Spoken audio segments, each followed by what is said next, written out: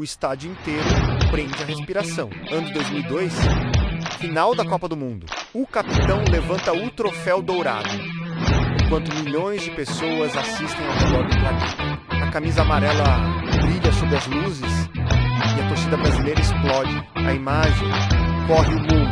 Mas quase ninguém imagina que aquele homem, naquele momento histórico, já tinha ouvido não mais vezes do que qualquer jogador suportaria. O nome dele é Cafu. O único jogador da história a disputar 3 finais consecutivas de Copa do Mundo. Mas o que aconteceu antes daquele troféu erguido é ainda mais impressionante. Muito antes da glória mundial, Cafu era apenas Marcos Evangelista de Moraes, nascido em 7 de junho de 1970, em São Paulo, no bairro humilde do Jardim Irene, campo de terra, chuteiras gastas, um sonho gigantesco. O futebol era o único caminho possível, só que ninguém imaginava o que viria a seguir quando ele começou a fazer testes em clubes profissionais. Vieram as peneiras. 1, 2, 3, 4. As respostas eram sempre negativas.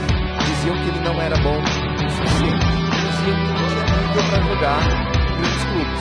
Ao todo, Cafu foi rejeitado em 9 testes diferentes. Para a maioria das pessoas, aquilo seria sim. Mas o que aconteceu depois foi ainda mais surpreendente. A oportunidade finalmente apareceu no São Paulo Futebol Clube, onde ele foi lapidado pelo lendário técnico. No começo, Cafu nem era lateral, jogava como meia e até atacante, mas sua velocidade absurda e resistência infinita acabaram definindo sua posição. Logo, ele se transformaria em um dos laterais mais incansáveis da história do futebol. Mas o que aconteceu depois foi ainda mais impressionante. No início dos anos 90, aquele São Paulo se tornaria um dos maiores times do planeta. Cafu foi peça fundamental na conquista da Copa Libertadores de 1992 e 1993, além de 2 mundiais interclubes contra Barcelona e Bayern. O garoto rejeitado nas peneiras agora enfrentava gigantes do futebol mundial. Só que ninguém imaginava que sua história com a seleção brasileira seria ainda maior. Cafu estreou pela seleção em 1990. A partir dali, começou uma trajetória histórica. Ele disputou 142 partidas pela seleção brasileira durante muitos anos, sendo o jogador que mais vestiu a camisa do Brasil. E mesmo sendo lateral, ainda marcou 5 gols pela seleção e participou de inúmeras jogadas ofensivas. Mas o que aconteceu? Depois entrou para a história do futebol. Ele disputou 4 Copas do Mundo consecutivas, 1994, 1998, 2002 e 2006.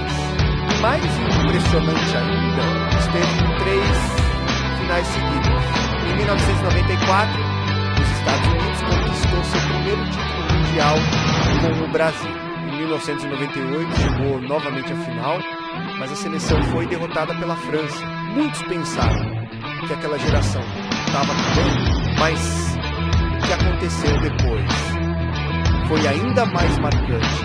Em 2002, na Copa da Coreia do Sul e Japão, Cafu chegou como capitão da seleção brasileira, liderando um time com Ronaldo Nazário, Ronaldinho Gaúcho e Rivaldo. O Brasil venceu todos os jogos daquela Copa. Na final contra a Alemanha, Ronaldo marcou 2 gols e o Brasil venceu por 2-0. Então veio a imagem eterna, Cafu levantando a taça do mundo como capitão da seleção brasileira. Mas sua carreira em clubes também foi gigantesca. Após o sucesso no Brasil, Cafu brilhou na Europa com equipes como Roma e Inter Miami. Com a Roma conquistou o campeonato italiano de 2001, já com o Bayern venceu, Liga dos Campeões da UEFA em 2007, além de outros títulos nacionais e internacionais.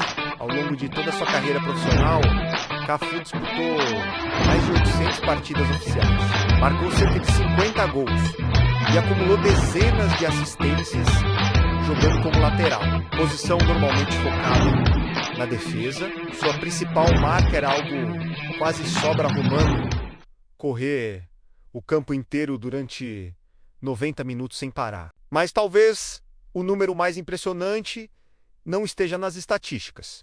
É o número de vezes que ele ouviu não antes de chegar ao topo. Porque a história de Cafu não é apenas sobre futebol, é sobre persistência, sobre um garoto rejeitado 9 vezes, que terminou levantando a taça mais importante do planeta.